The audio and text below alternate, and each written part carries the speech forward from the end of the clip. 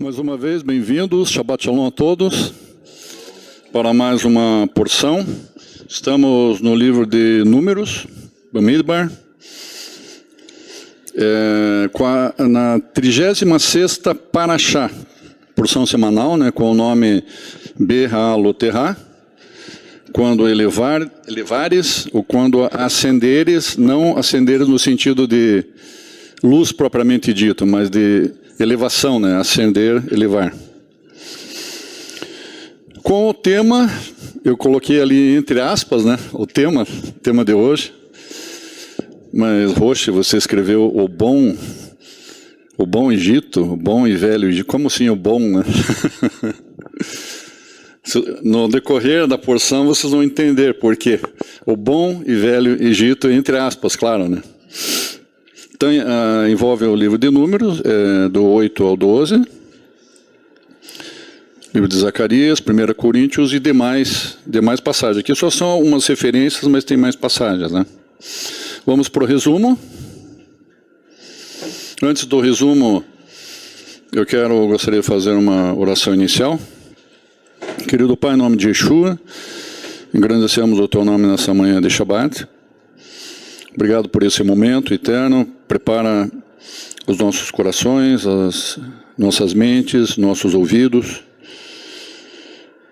para todos nós aqui retermos os ensinamentos da Torá, que é espírito e vida. Nos dá sabedoria e discernimento para ouvirmos, entendermos e praticarmos a Torá, para nós sermos sucedidos, prósperos e chegarmos muito perto de Ti. Em nome de Yeshua, nós agradecemos por esse momento. Amém. Baruch Hashem. Então, o resumo é as 7 lâmpadas do santuário, a celebração de Pêssar, a nuvem sobre o Mishkan, as 2 trombetas de prata, os israelitas partem do Sinai, Moshe roga a Yetró que vá com eles, as murmurações dos israelitas.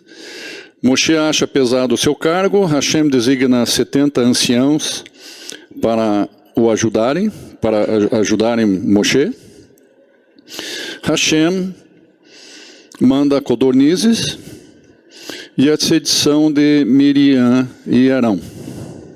Lembrando ali quando eu falei Itró, o sogro de Moisés, Itró, na verdade, Itró é Jetro, o nome, a leitura, a tradução é Jetro, mas ele tem 7 nomes, Itró.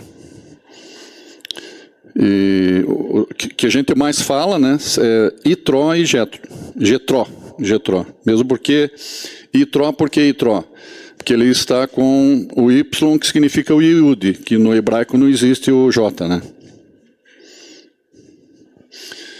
Após os preparativos dos filhos de Israel para a marcha no deserto, conforme cita Números 10, 11 e 12, a nuvem se retira de sobre o tabernáculo e aos 20 dias do segundo mês do segundo ano, iniciou uma marcha que durará 40 anos. Então, todos nós já sabemos, Isso aqui é só uma introdução, que o livro de Números ele fala de uma organização das famílias, dos filhos de Israel, que estavam todos assim divididos, na saída do Egito. E nesse período ali, aos pés do Sinai, há uma plena organização de nomes, de famílias, das tribos, como se fosse um grande exército sendo organizado por um general. Então, depois de organizado esse exército, cada soldado assumindo a sua função, a sua posição, o lado certo, o lado esquerdo, o norte, sul, leste, oeste e o Mishkan no centro, sempre o Mishkan no centro, ali eles partem para uma jornada de 40 anos.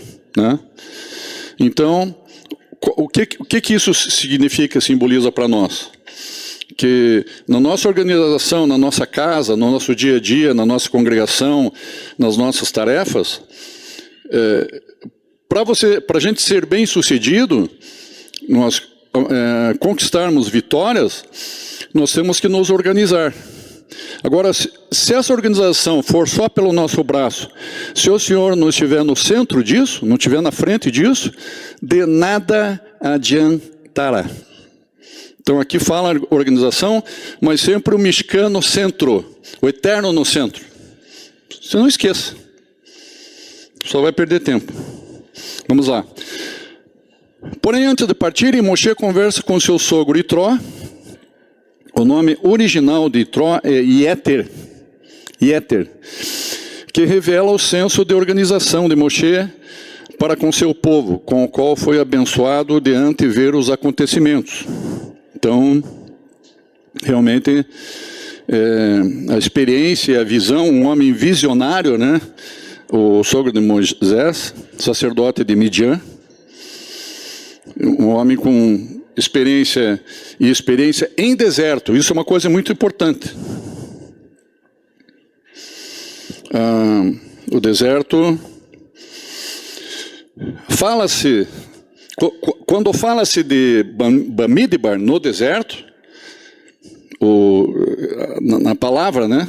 Você estando assim no âmago, no centro da palavra de Hashem, e no deserto, você está diretamente falando da palavra restauração. Para a gente entender realmente o sentido de restauração, não há um lugar melhor do que o deserto, né, para entender isso aí. Estamos partindo para um lugar sobre o qual Hashem disse: dá-lo-ei a vós, e vem conosco, e te faremos bem. Isso está em Números 10, 29.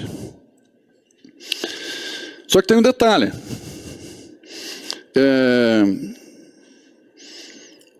Jetro recusa-se. Olha, estamos partindo para o lugar sobre o qual Hashem disse: dá-lo-ei a vós, vem conosco e te faremos bem. Quem que fala isso? Vem conosco e te faremos bem. Quem que fala isso aí? Moshe fala para Itró, convidando Itró para ir com eles nessa jornada. Só que Itró diz assim, ó: não irei, um não bem redondo. Ele não, pela experiência, né, um homem visionário, ele não tinha que, ele não precisava e não tinha esse caráter de ficar enrolando. Ele era prático e objetivo, por isso que ele era assim, né? Então, foi um não bem redondo. Só lembrando que o não, isso é restauração também, o que eu vou falar aqui agora. Muita gente confunde que para você ser aceito, manter o teu caráter, dar um bom testemunho, para tudo você tem que dizer sim. Tem o filme, né? Tem um filme.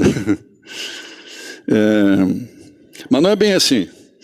Se você for ler qualquer livro de psicologia, a palavra afirmação, você ser uma pessoa afirmativa, é você ser uma pessoa franca, verdadeira, mas que você externe isso com amor. Não. Você dizer não, por causa disso não. Sem muitas delongas, dizer com amor, mas você primeiramente não está mentindo para você mesmo e nem para o outro. Porque às vezes quando se tenta... você passa por cima de você mesmo, depois vem uma coisa ruim, assim, vem uma frustração, vem uma coisa estranha, né? Então, o não é você ser afirmativo. A pessoa vai ter que administrar aquilo. Claro, a forma como você reage a esse momento tem bastante importância. Se a pessoa te pede alguma coisa, não! Você pode ferir, magoar a pessoa. Agora, se você disser não com amor, olha, querido, não, desculpe, mas não posso.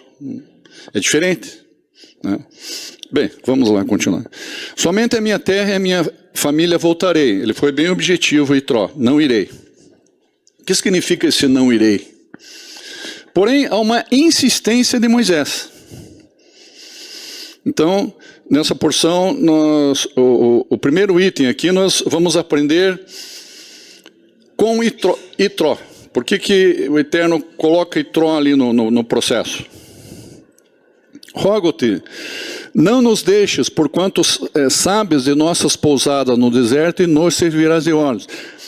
Há uma insistência de Moisés, depois do não do sogro dele, de Jetro, há uma insistência de Moisés dizendo, não concordo com esse teu não. Vamos sim, nos acompanhe nessa jornada aí, pelo deserto. Né? Isso está em Números 10, 31.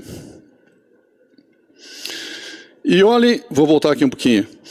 Preste atenção numa palavra aqui, ó, que chama atenção.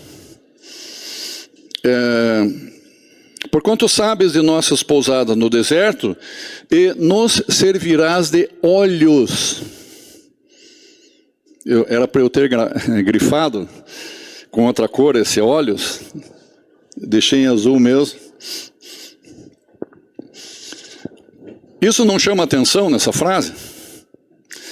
E nos servirás de olhos, por exemplo, Moisés dizendo isso, eu estranho um pouco, nossa, Moisés dizendo isso, que Jetro servirá de olhos para eles. Opa! Em momentos difíceis, Moisés não estava no momento legal. Ele estava no momento, né, muita gente solicitando apresentas ele, respostas, né, que vinha de Hashem. Então ele estava bem estressado, né? E estava começando a querer entrar, abaixar a poeira, tal, mas ainda estava muito estressado por causa de toda aquela situação daquele povo. Vem Jetro e Itró, mostra para ele aquele senso de organização dos 70 anciãos lá. Em momentos difíceis não conseguimos ver o mover do Uru. Às vezes, quando a gente não está bem, o Eterno está fazendo alguma coisa, você não entende bem o mover naquele momento, o que o Eterno está fazendo. Eu já passei na congregação momentos ruins assim, eu preciso de ajuda de irmãos assim que, faça assim, Roxa, faça assim. Você não tem condição assim de... Então, vamos lá. Nas palavras de Moshe, percebe-se que ele precisa de um assessor especial. Moshe, ele estava tão estressado, com tanta gente, assim, cobrando, ele praticamente não dormia. Aquela fila de gente querendo solução para os problemas, né? E ele praticamente não dormia, segundo os comentários rabínicos aqui, para dar atenção para o povo. Ele era muito humilde, né? Ele queria atender a todos e não deixar ninguém na mão. Precisava de um assessor especial. Continuem ligados aí. Toda qualquer coisa que escape aos nossos olhos, tu nos iluminará com ela. Isso aqui é um comentário rabínico, né, do que Moisés falou. Está em Yalkut Shimoni Bamidbar 726. Sobre o comentário que... É um comentário sobre as palavras de Moisés, quando fala, ele insiste para Itró ser os olhos deles, né? Devemos discernir bem o mover do Espírito, de quem ele nos envia, presta atenção, e seu propósito. Jetró, um homem de visão, um senso de organização bem grande, um homem de visão, administrador, digamos, seria um grande empresário. Um empresário bem-sucedido, né, de uma multinacional. Ele seria esse homem aí. Só que tem um detalhe. Não quer dizer que esse homem bem-sucedido, presidente de uma multinacional, espiritualmente ele seja... que ele tenha a visão espiritual de tudo também. Entendeu? Pode ser que não. Pode ser que espiritualmente o cara muito fraquinho, né? Então, devemos discernir o mover do Uru, de quem ele nos envia e qual o seu propósito.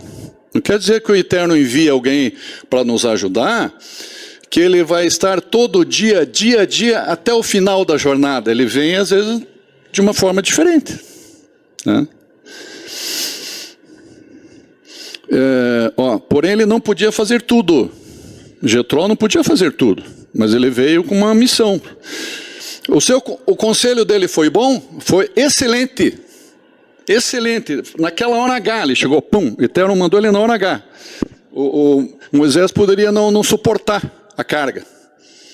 Ele veio, colocou ordem na casa. Agora não vai ficar tudo nas suas costas, Moisés. Nós vamos criar um senso de organização aqui. Você vai subdividir as tuas responsabilidades, né? Para mais homens, príncipes, né? Como se fossem supervisores, né? E vai ficar pouca carga para você. Quer dizer, você vai saber o que eles estão, cada um deles, desses supervisores, superintendentes, estão fazendo, mas vai ficar bem pouca carga para você. Então, foi do Urua? Foi. Mas existem exemplos bíblicos situações que se deram mal? Sim. Como, por exemplo? Roboão, filho de Salomão, ele seguiu um bom conselho? Sim ou não? Ele recebeu o conselho, Roboão, dos seus conhecidos, seus amigos lá. Só que ele foi mal aconselhado. E ele seguiu esse conselho mal e se deu tão mal que o reino de Israel foi dividido. Foi dividido em dois. Isso é terrível. O reino que se divide, ele não subsiste, né? Diz lá. Então, temos exemplo de que o conselho, nem todos os conselhos são bons. Roboão se deu muito mal em ouvir maus conselhos, né? Nós temos um outro exemplo de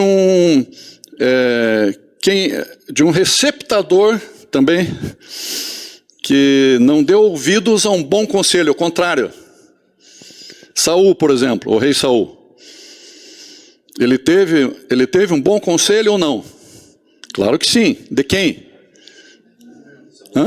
Samuel. Samuel era um homem de Deus? Muito. Era um exemplo, era um grande testemunho. Samuel era considerado juiz. Né? Muitas decisões, tanto ordens administrativas, políticas, ele ia lá e faça assim, tudo direcionado por Hashem. Ele tinha várias funções, né? Não era só um profeta. Então era muito respeitado e tudo que ele fazia, ele tinha muita comunhão com Hashem e falava assim em nome de Hashem mesmo, né? Samuel. Só que Saul não ouviu o bom conselho de Samuel e se deu mal. Fez conforme ele queria e se deu mal e perdeu o reino. O reino passou para Davi. E ele pereceu. Saul pereceu. Então, nem todo conselho ele é bom. De acordo com o Rabino Yosef Haim, Jetró possuía uma qualidade. A qualidade de caminhar contra a correnteza. Lembra que eu falei no começo para vocês, o deserto fala muito de restauração. Então, eu já falei em outras parachute aqui, que se você quiser seguir esse caminho da restauração, você vai ter que aprender quando você vai ali em Morretes, no recanto da ilha, você aluga boias, ali um pouco mais para frente, no recanto da ilha, você aluga boias de borracha e coloca um tênis, deita, senta na boia e vai descendo, acompanhando a correnteza do rio pelas pedras, assim, deve ser bem gostoso. Eu não fiz isso, meu filho fez. Falou, uma delícia fazer isso. Até aí tudo bem, né? Até aí tudo bem. Sabe o que significa restauração? Caminhar contra a correnteza? Você vai ter que pegar aquela boia, em vez de descer o rio, vai ter que subir o rio. Porque o destino dessa boia, quem desce o rio, o destino final, sabe aonde você vai chegar? No mar da iniquidade. Todos os rios desaguam no mar. O mar, a água é limpa? Alguns lugares pode ser que sim. Muitos lugares a água é muito poluída, né? É difícil um lugar assim, são raros os lugares que a água seja limpa, né? Achei um lugar de água limpa, Baruch Hashem. Toma aquela água para você ver. Estou morto de sede. Aquele calor. Tome 4 copos de água salgada para ver o que acontece. Pode ser fatal. Pode ser fatal. Você pode ir para o hospital. Tem que tomar soro, ficar lá, fazer uma lavagem estomacal. Então, a água do mar, ela representa a iniquidade. Mas onde está a água boa, então? Lá em cima do monte. Se você subir o rio contra a correnteza, você vai chegar na fonte de água límpida que se pode tomar, que não tem sujeira. A restauração está dizendo assim, ó, volta às veredas antigas, volta ao Éden. O Éden é lá na fonte, é lá em cima, lá no morro. Então, Jetro, ele era especialista nisso aí, caminhar contra a correnteza, que demonstrou possuir ao vir para o deserto. Pois partira de sua casa, região de conforto, para conhecer a verdade, apesar das dificuldades esperadas. Olha aqui, isso é muito bom. Ó. Ele saiu da sua zona de conforto para conhecer a verdade. Como assim, Roxo, conhecer a verdade? Qual é a verdade?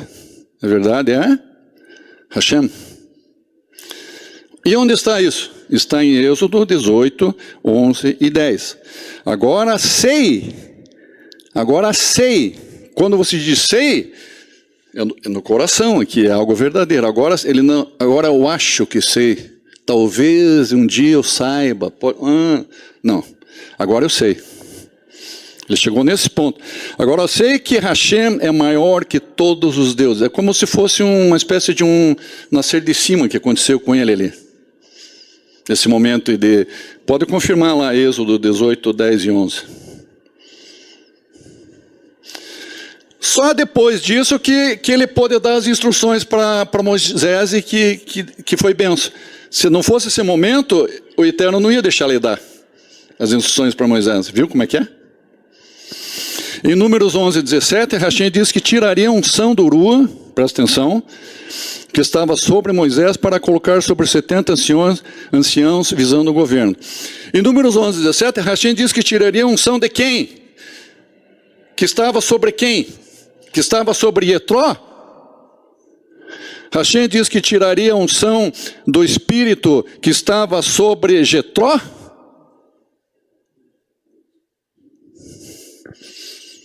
Olha aí.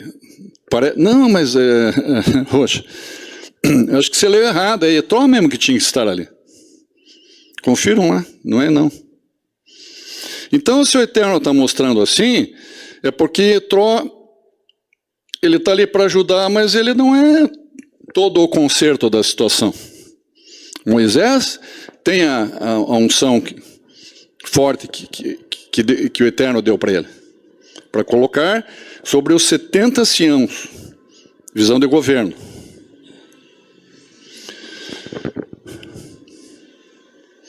A unção não foi tirada de Yetró, mas foi tirada de Moshe. Muito bem, Baruch Hashem.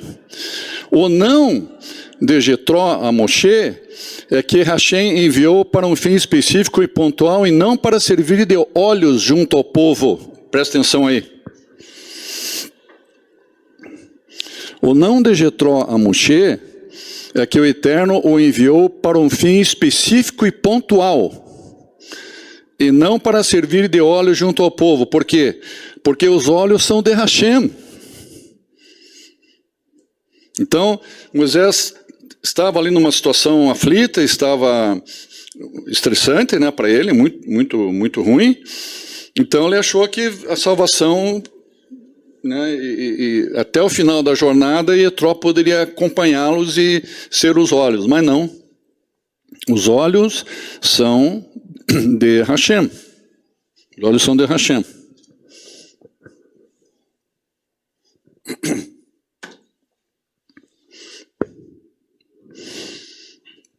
Como assim os olhos são de Hashem?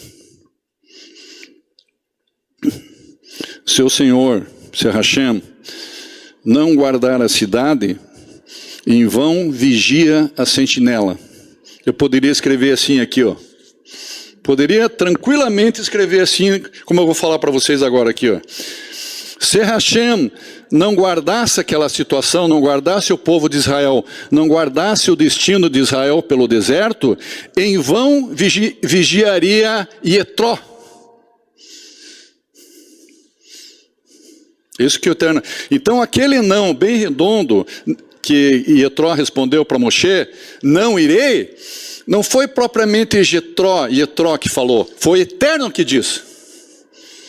Assim como o Eterno enviou, o Eterno disse, ó, você vai para um uma determinada função, você vai lá passar esse senso de organização só para isso aí. Não vai fazer mais nada. Porque eu levantei Moshe como meu servo para conduzir o povo até o final da jornada. E depois lá na frente, Yehoshua vai substituí-lo. É isso que o Eterno falou aqui. Se o Senhor não guardar toda aquela situação do povo e o destino do povo, em vão vigiaria, os olhos de Yetró não serviriam para nada. Isso que o Eterno falou.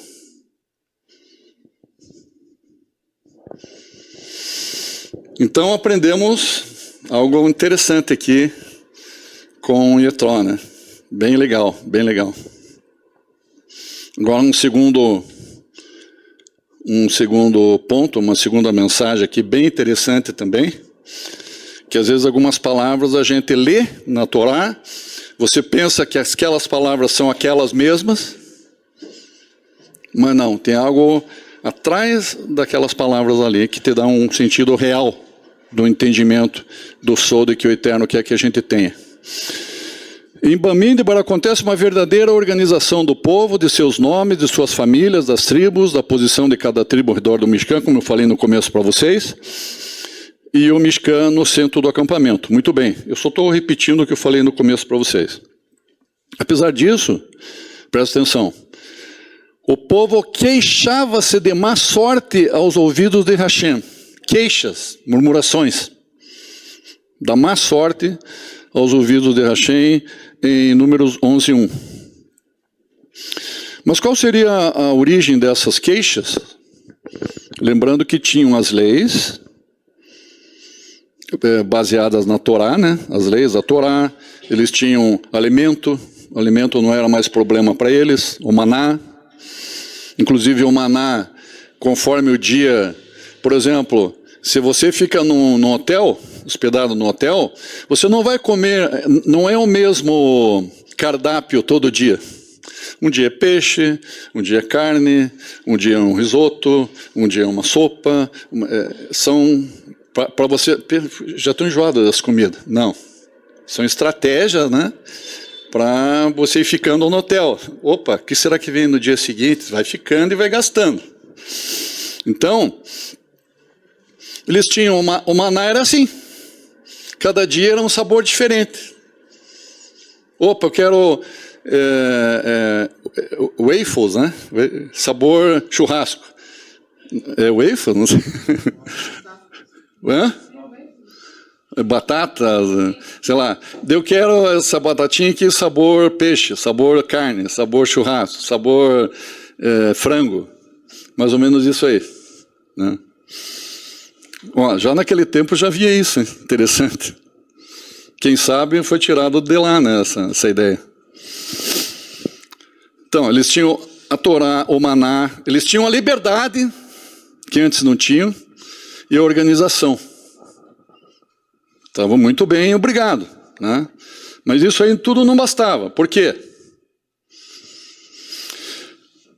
Tem um comentário aqui no Talmud, Yalkut Shimoni 732:11, que diz assim: não se queixavam, mas resmungavam. Talvez o termo, na verdade, era murmuração, uma coisa terrível para o Eterno. Quando a gente murmura, a gente abre a boca para murmurar, nós atraímos um espírito, um demônio da destruição. Isso é muito sério. O Eterno está me curando disso. Baruch Hashem. não se queixavam, mas resmungavam. Na verdade, eles murmuravam. Buscavam pretexto que justificasse retroceder de onde estavam diante de Hashem. Acho muito importante esses comentários rabínicos aqui, porque falam da Torá oral, né? E o cenário se repete em Números 11:4, eles dizem assim: a mistura de gente que estava no meio deles foi possuída por um desejo, e tornaram a chorar com os filhos de Israel, e disseram: quem nos dará a comer carne? Tornaram a chorar com os filhos de Israel. Olha, uma mistura de gente que estava no meio deles, chamado de populacho. Então não eram só hebreus que estavam no meio deles, tinham outros povos ali. Vários, né? Não eram só. Então, e esse populacho começou a passar a raiz de amargura para o povo, né, hebreu. E a raiz de amargura, ela contamina, ela pega, como fermento, né? Tornando a chorar com os filhos de Israel, disseram: quem nos dará comer carne? E esse desejo da carne, acho que alguém já entendeu o que eu estou querendo dizer aqui, ou melhor, o que a Torá está querendo dizer.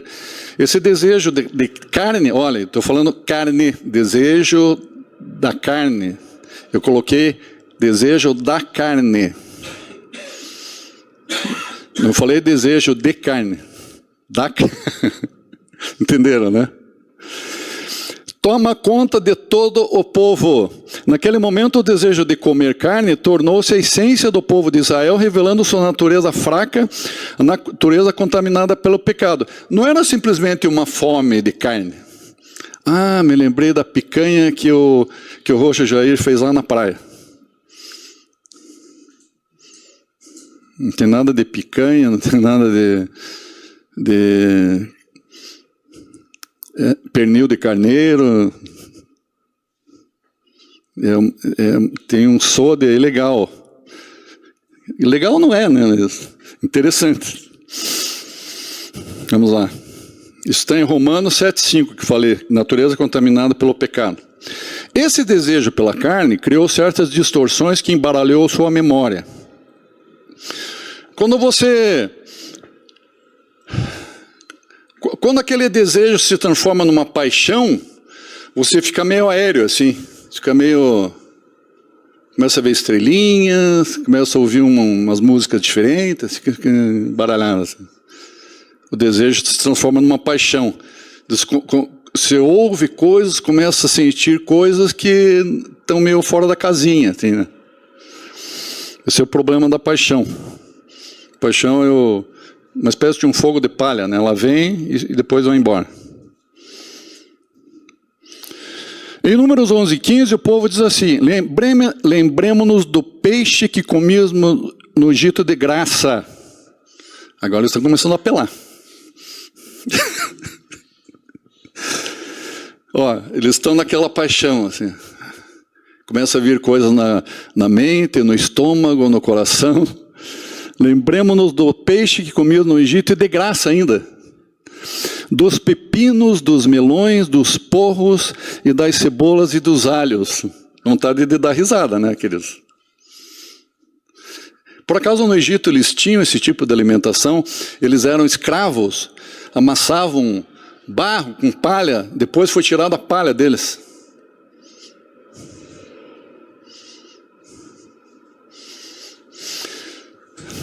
Ó, a coisa vai se aprofundando. Esse forte desejo apagou toda a sua opressão no Egito. Essa paixão, esse desejo que subiu para cá e virou uma paixão. Ah, não, Egito, nossa, que saudades daquele Egito maravilhoso. Lembra o tema da porção de hoje? O bom e velho Egito. Nossa, que maravilha, que saudades daquele Egito maravilhoso. Eles olhavam a senzala como se fosse um belo hotel 5 estrelas, em que os hóspedes eram servidos de peixes nas refeições, acompanhados de saladas, de porros, alhos e cebolas. A paixão subiu, Ai, que saudade daquele hotel 5 estrelas, ficava na piscina, lá naquela boia, me serviam com peixes, com cebolas, com alhos. De graça. Eu fiquei no hotel de graça. Que sonho lindo, maravilhoso, que chega a confundir toda a lógica das pessoas. Então assim, ó.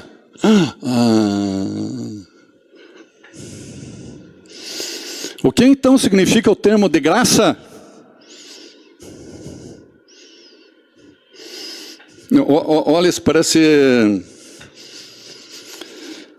Como pode ser que os egípcios lhe davam peixes de graça? Que já foi dito, né? E a palha não vos será dada. A palha não vos mais será dada, em Êxodo 5:8. A palha, eles não comiam palha, a palha que era para fazer tijolo. Nem a palha eles estavam recebendo mais para fazer tijolo, se não lhes davam palha, quem dirá peixes?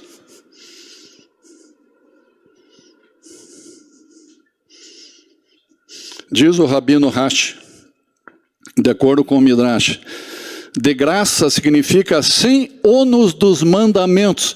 Nossa, Roxa, agora você pegou. Até vou tomar uma aguinha aqui.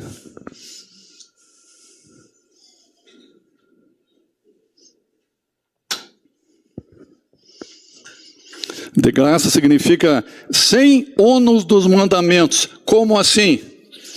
Eu estou vendo, muito bom que vocês estão ligados aí, muito bom. Vocês vão ver onde vai chegar isso aqui.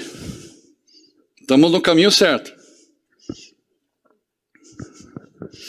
Mas em Números 11:10, há uma importante revelação que vai trazer à tona umas coisinhas interessantes aí. E escutou Moshe o povo chorando pelas famílias, muito bem. Isto é, cada um, Números 11:10 está escrito isso. Cada um se reuniu a sua família para expressar sua revolta. Como assim, revolta? Os rabinos entendiam o termo por famílias como sendo assuntos íntimos de família sobre relações incestuosas que eles foram por... agora sim. Agora vamos ligando os pontinhos. Desejo da carne... Olha aí, ó. Viu? Tudo vem à tona. Como sendo assuntos íntimos de família, sobre relações incestuosas que lhes foram proibidas. Como assim? Por acaso no Egito tinha Torá? Não. Por acaso no Egito o sexo era conforme os padrões de Hashem? Não. O sexo era liberal. À vontade, se sinta totalmente à vontade, 100% à vontade. O que vier na tua cabeça você pode fazer sexualmente falando. E eles entraram nesse embalo aí, no tempo do Egito.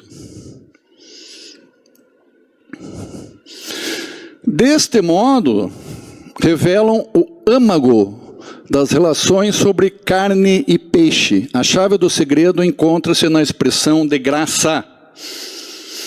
Quando eles falaram lá atrás, saudades dos peixes que a gente comia de graça lá no hotel 5 estrelas, de graça. Então esse de graça, não faz sentido o sol de graça ali, como de graça? Né? Eles tinham que trabalhar, eles trabalhavam 25 horas por dia, naquele deserto lá. Então, a chave do segredo encontra-se na expressão de graça. Eles tinham vergonha, na verdade, de expressar abertamente, por isso que eles iam lá, cada um na sua família, lá eles soltavam o verbo, falando, não, que história é essa agora de a gente ter que seguir a Torá aqui, e a Torá não deixa a gente fazer sexo livre. Tem que ser só nos padrões de pureza, de santidade, conforme os padrões de Hashem, conforme os padrões da Torá. É isso que eles estavam reclamando. Eles tinham vergonha de expressar abertamente que seu desejo era da libertinagem sexual que havia no Egito.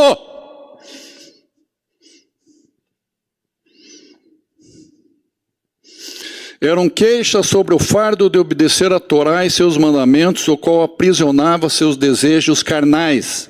Restauração. Vocês pensam que é fácil?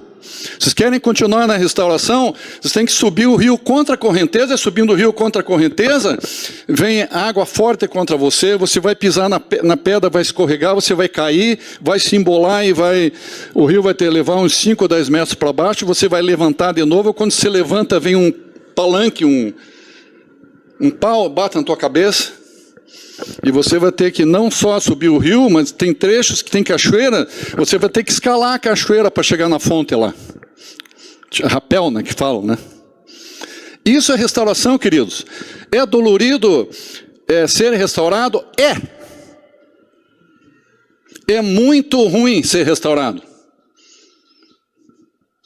É muito ruim, irmãos. Exige sacrifício. Você tem que dizer não ao Egito.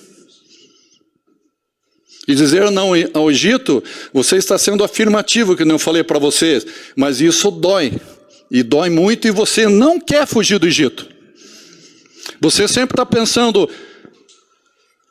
que bom que é o Egito. Por isso coloquei a frase lá de propósito. O bom e velho Egito. O tema de hoje. E ainda ele está até hoje em nossos corações. Nós sentimos saudades do bom e velho Egito. Isso é verdade. Enquanto eram escravos no Egito, a sua natureza humana era totalmente livre e não lhes impunha limites ou ônus. Por isso que ela era de graça. Eles podiam fazer o que eles queriam, ninguém cobrava nada. O faraó não exigia que eles mudassem. Não, você não pode fazer isso. Pode fazer o que você quiser. Homem com homem, mulher com mulher. E aquilo também? Também. E aquilo lá também? Também. É livre. Não tem problema nenhum. Sem ônus. É de graça.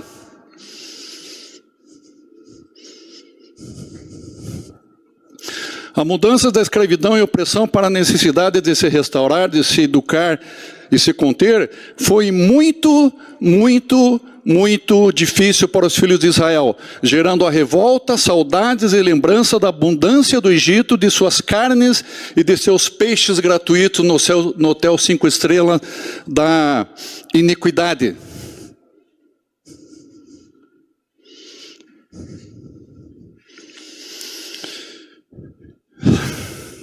O que nós devemos fazer então?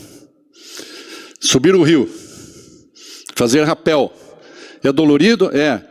Mas o Senhor nos vai... Quando a gente chegar lá em cima, você vai estar morto de canseira e sede. Você vai fazer assim, ó. Depois que você tomar uma jarra de água gelada e cristalina, pura, sem nenhuma contaminação, você vai tomar aquela água e... Baruch Hashem. Prossigamos firmes rumo à restauração. Baruch Hashem.